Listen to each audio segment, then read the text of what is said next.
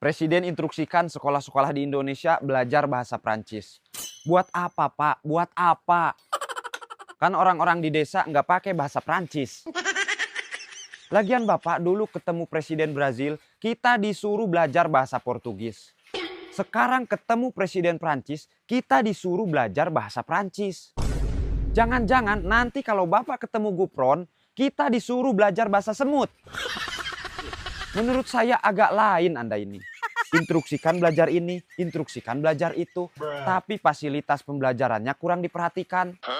Masa masih ada sekolahan yang plafonnya ambruk? Masa ada sekolahan yang kekurangan buku? Masa ada sekolahan yang gaji gurunya kecil? Harusnya kan perbaiki dulu fasilitasnya. Gratiskan pendidikannya. Manusiakan guru-gurunya. Anjay, udah cocok ya saya jadi menteri pendidikan. Transfer dulu lah.